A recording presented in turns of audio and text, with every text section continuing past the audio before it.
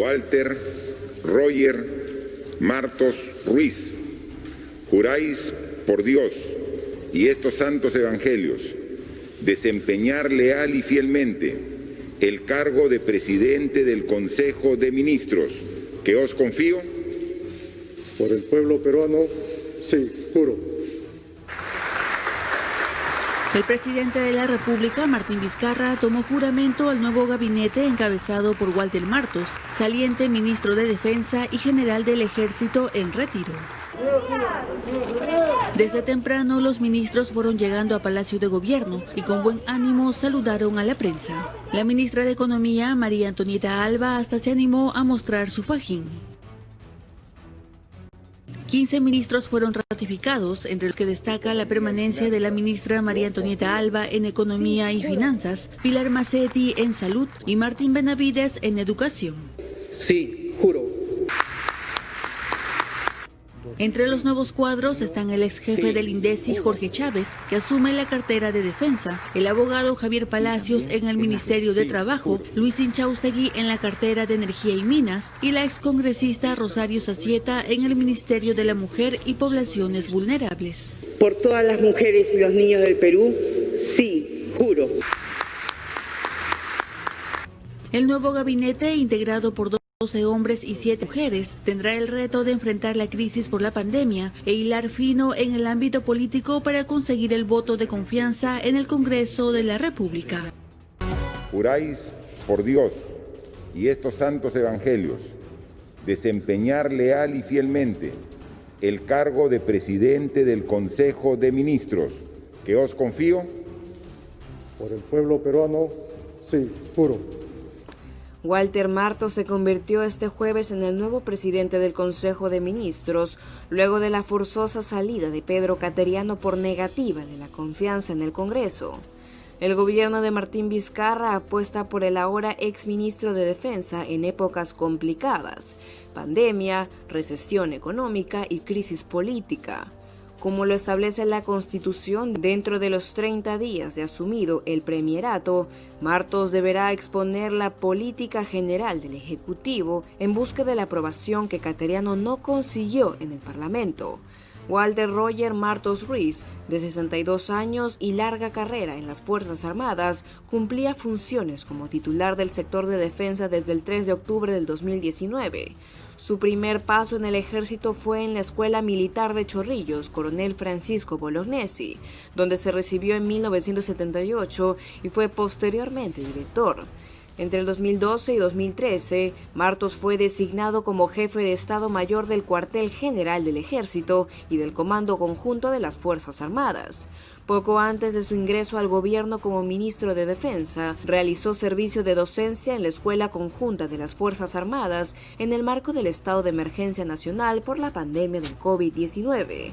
El funcionario ha tenido bajo su cargo la supervisión del refuerzo militar para la seguridad nacional y calles y servicios del país y para el traslado de medicinas, equipos y personal médico. También se le asignaron actividades en algunas regiones específicas como Lambayeque y Cajamarca. Por estos meses también ha fungido de vocero de algunas de las evaluaciones y medidas del gobierno. Con su juramentación, Martos se convierte en el sexto premier de Martín Vizcarra tras las gestiones de Mercedes Arauz, César Villanueva, Salvador del Solar, Vicente Ceballos y Pedro Cateriano. En el gobierno siempre hemos tenido una actitud democrática y somos respetuosos de las decisiones que toma el Parlamento. Si ellos han tomado la decisión, tendrán el sustento necesario y nosotros la respetamos. Una actitud frontal pero respetuosa de las normas. El general del Ejército en retiro, Walter Martos, fue uno de los ministros que desde el primer día del estado de emergencia recorrió las calles supervisando el trabajo de las Fuerzas Armadas. Como uno de los rostros más visibles en la lucha del Ejecutivo contra la pandemia, Martos enfrenta un nuevo desafío, esta vez como presidente del Consejo de Ministros. Martos juró como titular en la cartera de Defensa en octubre del 2019, en reemplazo de Jorge Moscoso y como parte del gabinete liderado por Vicente Ceballos. Es el segundo integrante del Ejército en asumir la presidencia del Consejo de Ministros, luego de que Óscar Valdés hiciera lo mismo en 2011. Por el pueblo peruano, sí, juro. Posee una amplia trayectoria académica y profesional en el campo militar. Fue jefe de Estado Mayor del Ejército y jefe de Estado Mayor de las Fuerzas Armadas. Además, es licenciado en Ciencias Militares de la Escuela Militar de Chorrillos y magíster en Planeamiento Estratégico y Toma de Decisiones en la Escuela Superior del Ejército. El 21 de julio pasado, Martos expresó sus disculpas al Congreso luego de rechazar la solicitud de un avión para el traslado de parlamentarios hacia Arequipa. Ahora, como jefe del gabinete, y ante la crisis política generada por la negación de confianza a su predecesor, Walter Martos tiene la delicada tarea de generar puentes con el Parlamento y reforzar el trabajo conjunto contra la pandemia.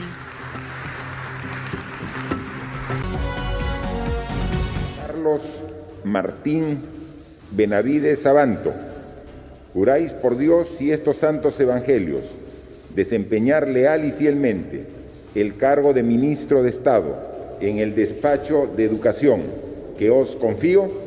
Sí, juro. Si así lo hiciereis, que Dios os premie, y si no, Él y la patria os lo demanden.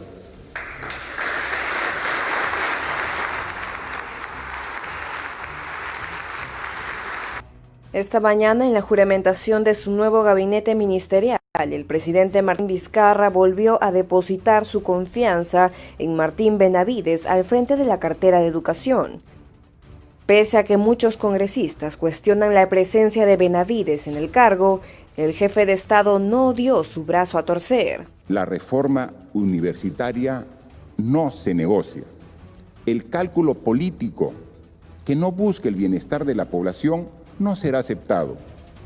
Los acomodos bajo intereses particulares no nos harán retroceder.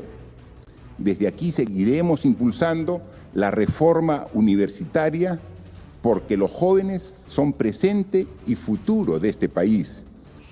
Recordemos que el ex premier Pedro Cateriano manifestó que se le advirtió que no había consenso político respecto a la ratificación del ministro de Educación Martín Benavides, por lo que se le habría denegado el voto de confianza. El presidente del Congreso simplemente me expresó que no había un consenso respecto a la extensión de confianza porque la presencia o ratificación en el cargo del ministro de Educación había generado esa situación en el Congreso.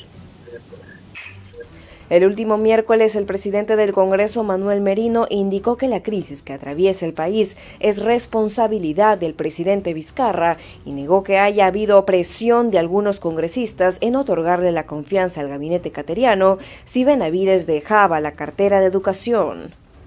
Igualmente se hizo una crítica o una conversación referida a la ministra de Economía y al ministro de Educación. Y en cada uno de ellos podemos explicar, porque no es un tema nuevo y el Perú entero lo sabe y ustedes los medios de comunicación lo saben. Habían 2 interpelaciones que estaban en camino y que eso no dependía del presidente del Congreso para podérselas bajar, sino de todas las bancadas parlamentarias o del Congreso de la República. Y era justamente la interpelación a la ministra de Economía y la interpelación al ministro de Educación, rechazando enfáticamente cualquier insinuación de chantaje o de negociación sobre el voto de confianza. Por eso exijo que este nuevo gabinete tenga ese expertise de las personas que vengan como ministros de los sectores y como presidente del Consejo de Ministros, que nos pueda generar garantía de poder colaborar conjuntamente, como siempre lo hemos hecho, para sacar al Perú adelante. Ante este panorama, el nuevo presidente del Consejo de Ministros, Walter Martos, tendrá que acudir al Congreso a solicitar el voto de confianza de su nuevo gabinete.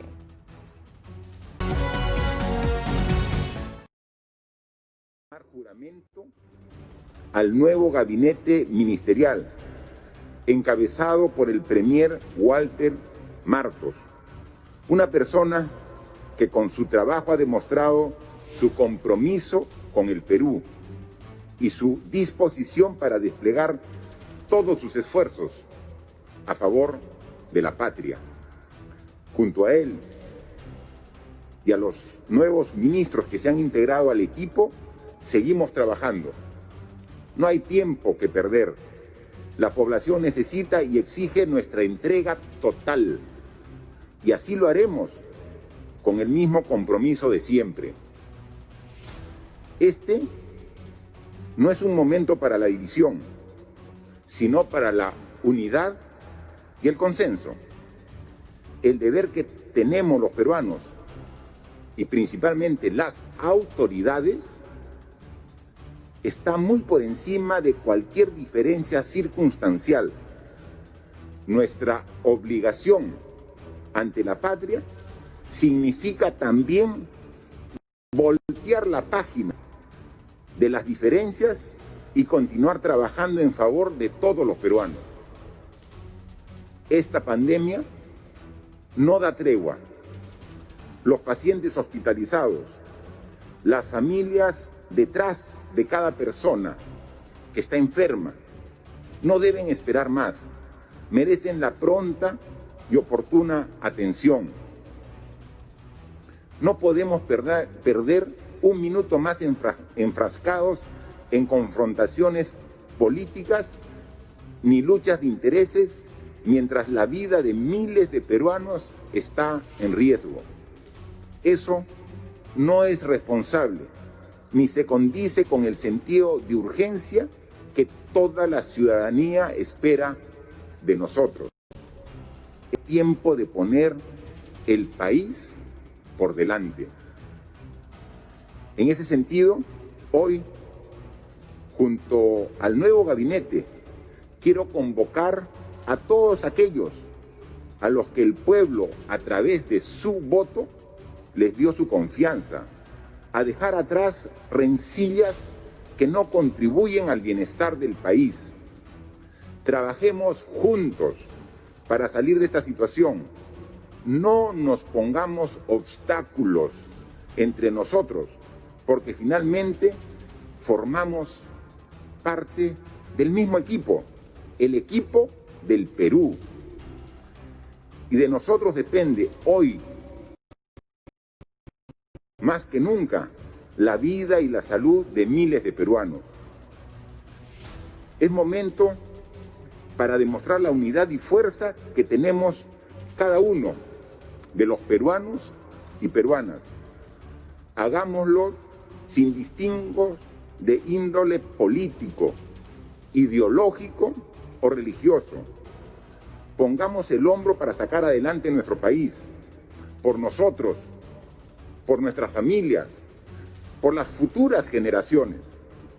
La unidad es la única vía para construir el país que todos queremos. Por ello, en los próximos días se llevará a cabo la primera reunión del Pacto Perú. El acuerdo nacional asumirá la Secretaría Técnica de este espacio que requiere de la voluntad y el desprendimiento de todos.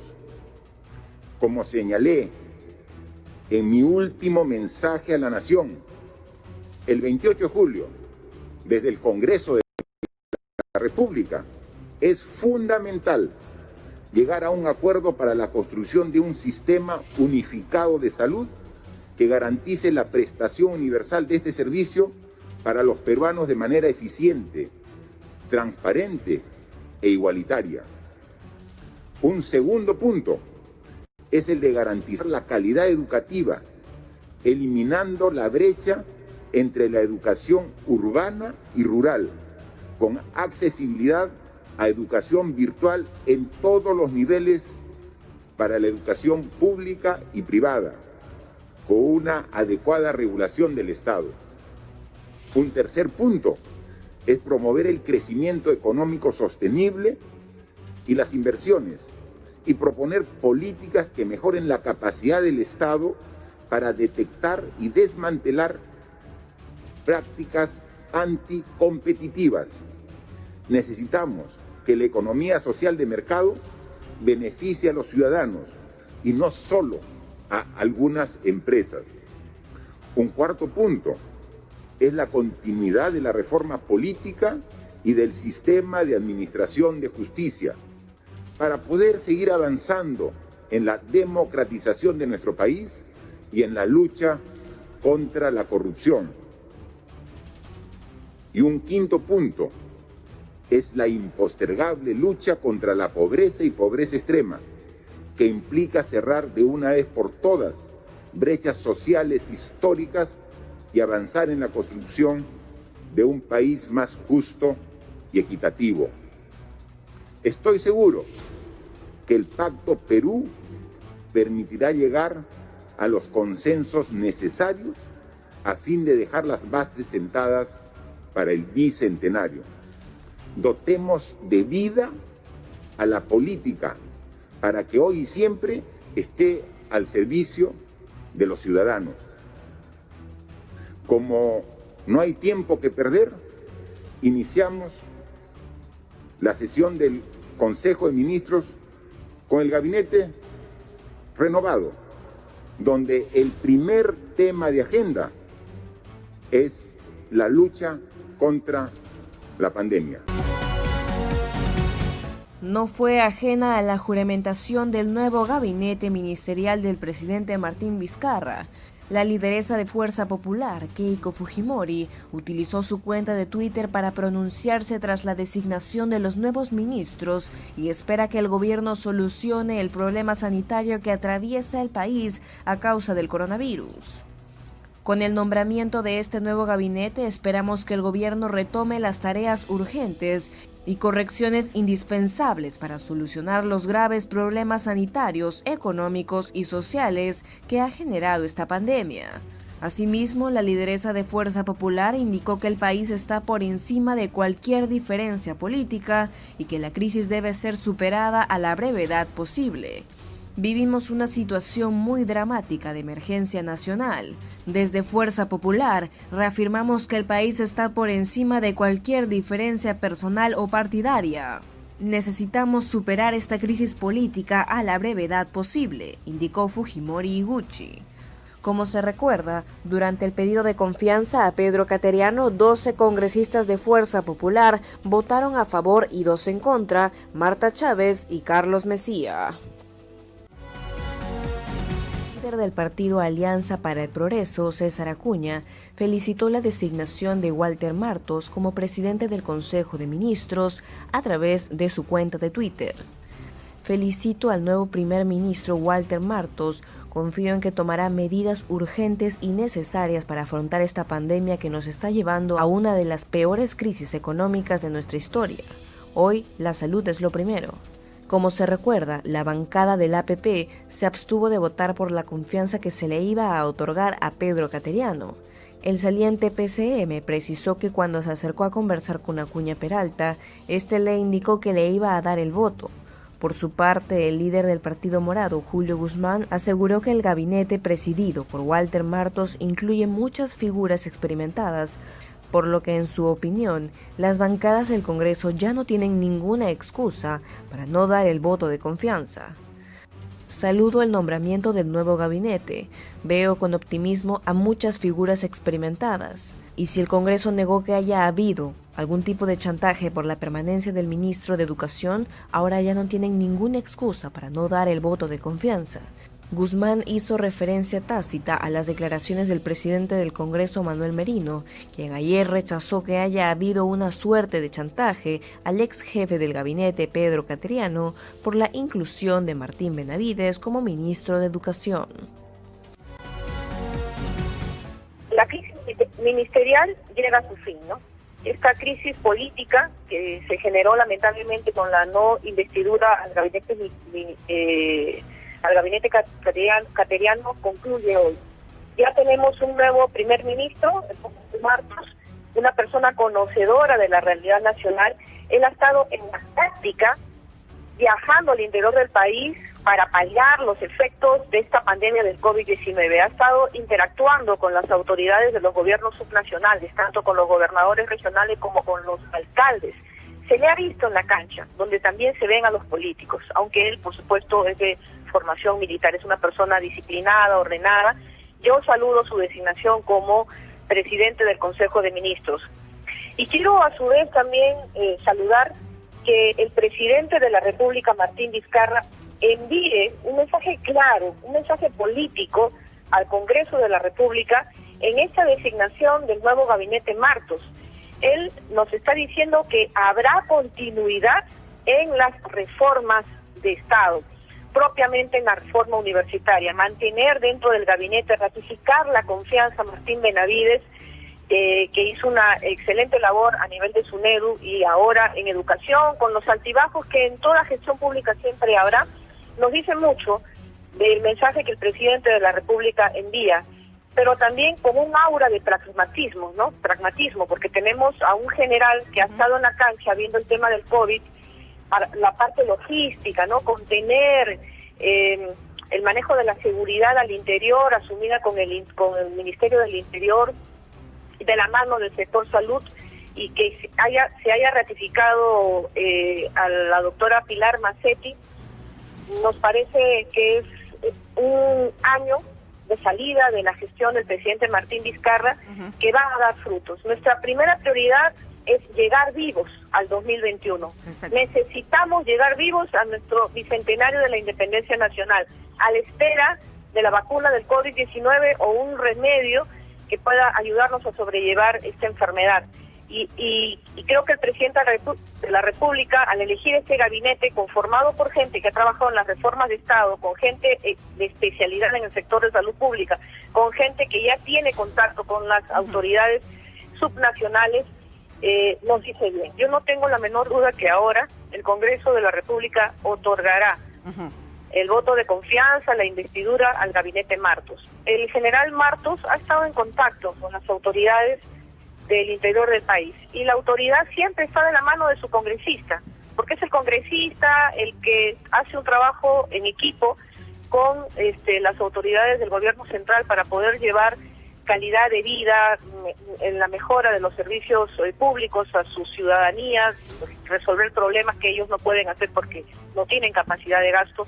Yo creo que el general Martos conoce a congresistas de la República, sabe de sus necesidades, y yo creo que él no va a tener ninguna dificultad en alzarse con el voto de investidura. Con respecto al tema del ministro Benavides, yo estimo que cuando él satisfaga las preguntas, los requerimientos que le haga el Congreso, no tendrá ningún problema tampoco por la presencia de Benavides, que es continuidad en la reforma universitaria, no se le negará el voto al gabinete Martos. Creo que es una agrupación fanática religiosa, muy desinformada en materias elementales del manejo del Estado. Creo que tienen un desconocimiento absoluto de lo que es el manejo de las instituciones estatales. En materia económica están congelados ideológicamente, diríamos, con el avance y con lo que significa una economía social de mercado o una economía libre. Y bueno, cuando tú actúas con un fanatismo religioso al margen de lo que establece la Constitución, ciertamente la conducta política es peligrosa. Yo los indicaría desde el punto de vista de una definición ideológica en una zona de confusión absoluta, ¿no? Y claro, a algunos parlamentarios del FREPAP hay que adivinarles lo que desean expresar o sustentar, ¿no? Yo tampoco entiendo, ¿no? Y además es contradictorio que estas personas que se presentan como religiosas o supuestamente entregadas a causas tengan esta clase de conductas agresivas, fanáticas, ¿no? Forma parte de la nueva configuración política del país, ¿no? Era un poco más amable a Taucusi que la señora Céspedes, ¿no? No siguiera las enseñanzas de supuestamente su líder y fundador político Ezequiel Ataucusi, ¿no? A quien tuve la oportunidad de tratar muy brevemente en la campaña del 90 de Mario Vargas Llosa. Pasión política, FREPAP forma parte de una secta religiosa, que es en realidad lo que es que son los israelitas provenientes de que siguen que siguieron y que siguen a Ezequiel Ataucusi, ¿no? El Frente Popular Agrofía del Perú rechaza las declaraciones del ex premier Pedro Cateriano, así como nos oponemos a cualquier acto discriminatorio contra nuestro partido y militantes del FREPAP, quienes tenemos más de 30 años de militancia teniendo como eje fundamental la lucha contra la corrupción. Somos la tercera fuerza política del Congreso y hemos recorrido costa, sierra y selva, recogiendo los requerimientos del pueblo peruano. No tenemos intereses alternos. Creemos en una inversión minera responsable, sin abusos. Defendemos los intereses de la población, promoviendo la agricultura con estudio previo y sustento técnico. Las acciones del FREPAP siempre estarán encaminadas en favorecer a la población. El presidente Vizcarra sigue equivocándose no solamente en la conformación de un gabinete que sea de consenso y todo el país para luchar contra la pandemia, si sigue equivocándose en llevar adelante una política de gobierno donde beneficia a unos cuantos, a grupos de poder y no a la gran mayoría de la población del país, entonces como una sanción del pueblo podría caber la posibilidad de una vacancia presidencial. Esperemos de que el presidente Vizcarra pueda elegir un gabinete de consenso convocando a los mejores profesionales a nivel de todo el país, de todos los departamentos. Ese equipo debe estar a la altura del momento donde su prioridad sea la lucha contra el avance implacable de esta pandemia del COVID-19. Tampoco que siga equivocándose en seguir su política de gobierno, porque lo contrario estaría desafiando al pueblo y lo sancionaría con una posibilidad de petición de vacancia presidencial. Además, debe ser la agenda del país una discusión sobre un nuevo contrato social, que es el cambio de la constitución política.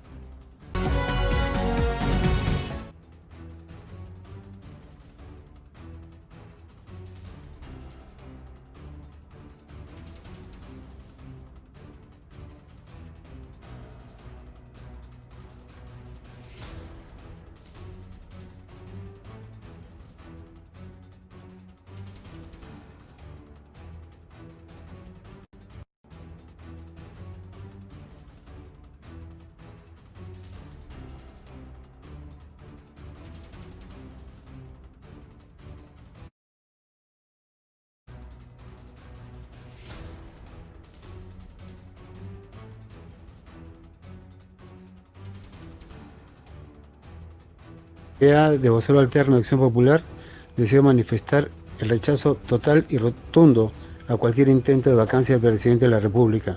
Acción Popular es un partido totalmente democrático, con 64 años de vida institucional en este país, que ha gobernado en 2 oportunidades por la voluntad soberana del pueblo y una por decisión del Congreso de la República. Y vamos a rechazar cualquier intento o rumor de ese tipo. En cuanto a la Orlando Arapa, integrante de la bancada de Acción Popular, estas son totalmente personales y no comprometen para nada a la bancada. El fiscal José Domingo Pérez reprogramó para el 17 de agosto la entrega del informe pericial sobre el patrimonio de Keiko Fujimori, a quien investiga por recibir presuntos aportes ilegales para financiar sus campañas presidenciales del 2011 y 2016. Cabe señalar que el primero se concluirá el 14 de septiembre, mientras que el segundo estará para el 26 de septiembre.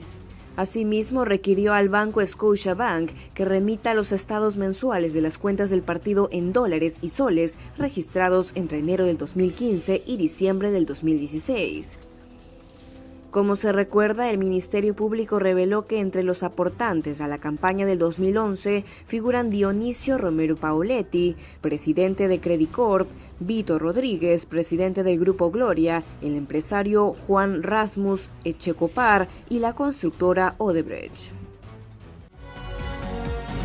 El Poder Judicial decidirá el viernes 7 de agosto si la ex primera dama, Nadine Heredia, cumplirá 36 meses de prisión preventiva por el caso Gasoducto del Sur.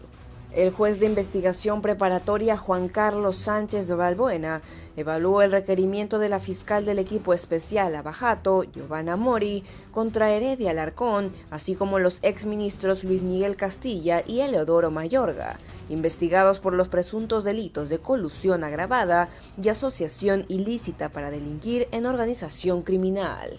Además, la fiscal Mori estimó que, de ser encontrados culpables, podrían enfrentar una pena de cárcel entre 18 a 30 años. Asimismo, la Fiscalía pidió examen médico legista para Heredia y Castilla a fin de corroborar si padecen de hipertensión arterial. Ambos señalaron que son personas de riesgo frente al COVID-19.